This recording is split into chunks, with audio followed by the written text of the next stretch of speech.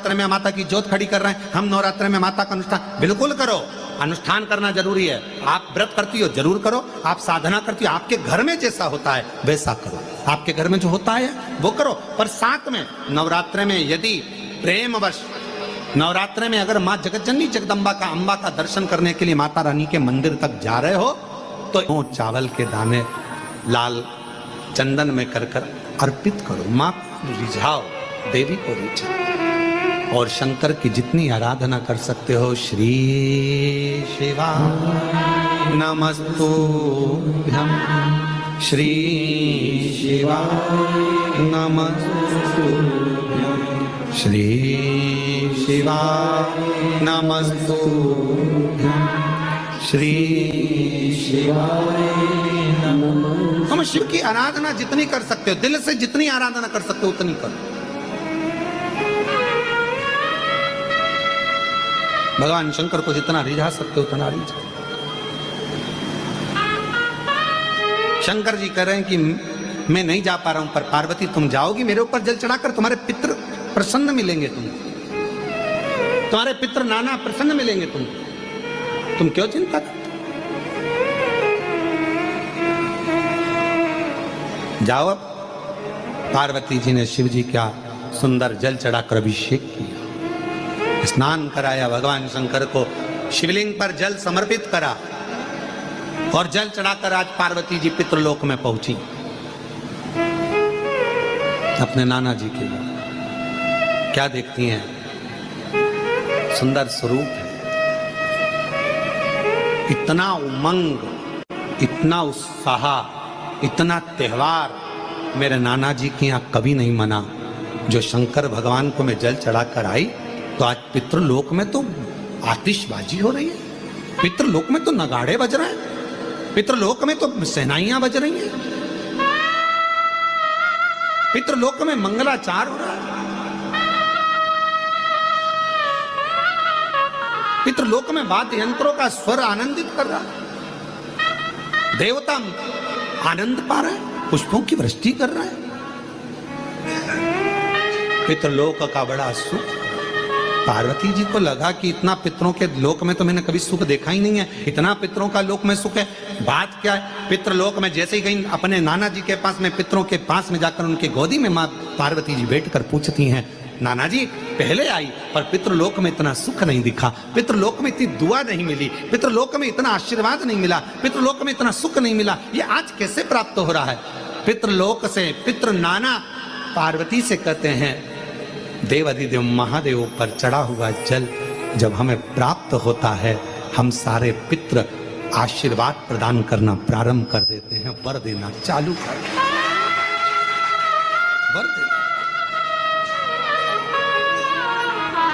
और मेरे भोले तेरा सहारा है, मेरे भोले तेरा सहारा है, मेरी नैया का तू किनारा है, मेरी नैया का तू किनारा है, मेरे बाबा तुझे पुकारा है, मेरे बाबा तुझे पुकारा है, मेरी नैया का तू किनारा है।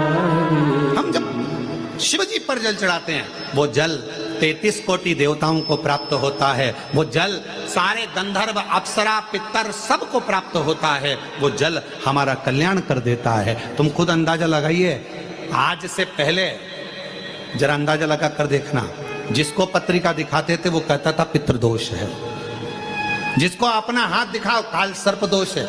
जिस दिन से आपने भगवान शंकर को जल चढ़ाना प्रारंभ कर दिया, 1 साल 2 साल 6 महीना 8 महीना 5 महीना शिव जी को जब से जल चढ़ाना प्रारंभ करा, तब से आपको खुद महसूस हुआ होगा कि अब मेरे ऊपर पितृ दोष नहीं, काल सर्प दोष नहीं, क्योंकि मेरे शंकर भगवान ने सारे दोष मिटाकर मेरा कल्याण कर दिया है।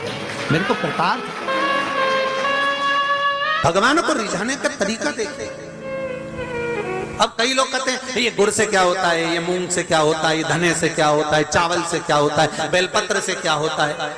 अरे भाई, समर्पित करोगे, पाओगे तो जानोगे ना।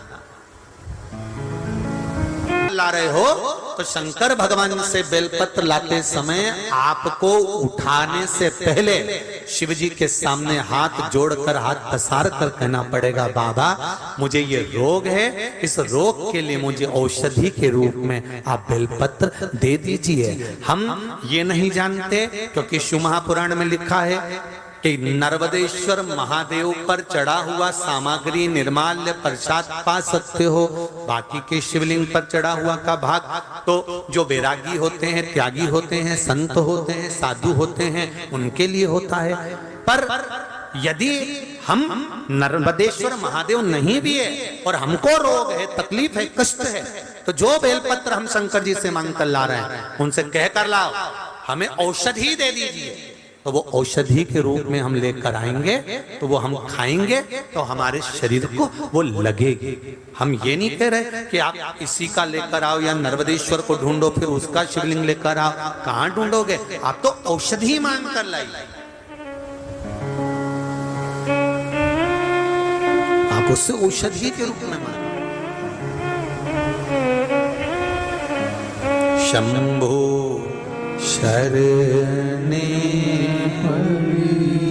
मांगू घड़ी रे घड़ी, दुख काटो दया करी दर्शन आपो।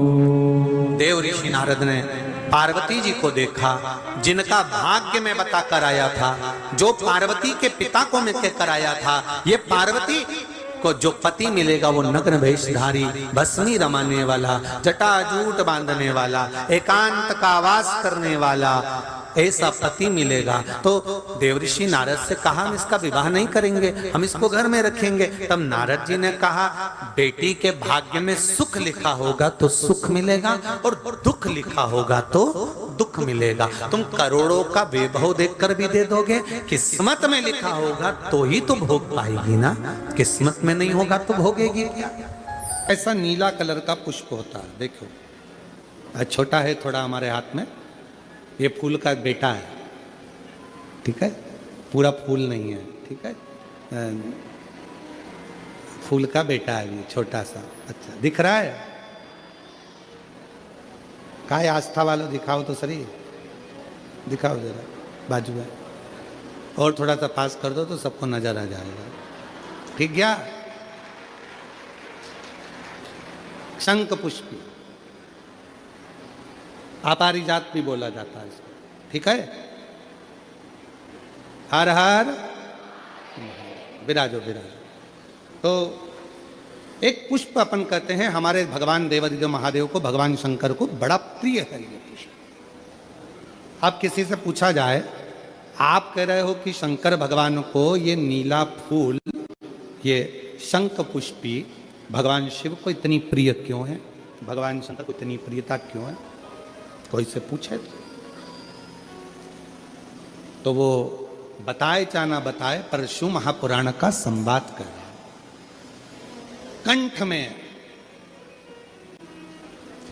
स्वयं मां जगत जननी ने 10 विद्या में से एक मां को याद किया, और मां तारा का एक स्वरूप मां सरस्वती के रूप में विराजमान हो गया। कंठ में रहने से विष की तपन के कारण, कंठ में रहने से विष की तपन के कारण उनका स्वरूप नीला पड़ गया। और जब उनका स्वरूप नीला पड़ गया तो भगवान देवादिदेव महादेव ने कहा, सुनो पार्वती, संसार के लोग, भूमंडल में रहने वाला यदि कोई भी मानव जिसकी विवेकता, बुद्धि, विचार, सोच, ज्ञान थोड़ा सा भी अगर उसमें कम है, तो वो नील सरस्वती का यदि आवाहन करे, मां नील सरस्वती स्तोत्र का पाठ करे, मां नील सरस्वती की स्मरण करे, तो उसकी विवेक, उसकी बुद्धि तीव्र होती है, श्रेष्ठ होती है। और सुनो पार्वती, यदि मान लो कोई नील सरस्वती का स्तोत्र का पाठ नहीं कर पाए, आराधना नहीं कर पाए, साधना नहीं कर पाए, स्मरण ना कर पाए, अगर कोई बच्चा एक शंख पुष्पी पुष्प को समर्पित कर कर जलाधारी पर और एक लोटा जल यदि वो समर्पित करता है और उस जल का आचमन कोई बच्चा नित्य प्रति करता है, तो वो बच्चा धीरे धीरे विद्वत्ता धारण करता ही जाता है। जो याद करता है वो भूलता नहीं। ये मां नील सरस्वती की कथा है। दो सरस्वती का दर्शन आपको और हमको होता है, दो सरस्वती का स्मरण आप और हम करते हैं। एक सरस्वती जो स्वयं श्वेत वस्त्र धारण करी है, हंस पर बैठी हैं और बड़े आनंद के साथ में मां सरस्वती का सुंदर स्वरूप है।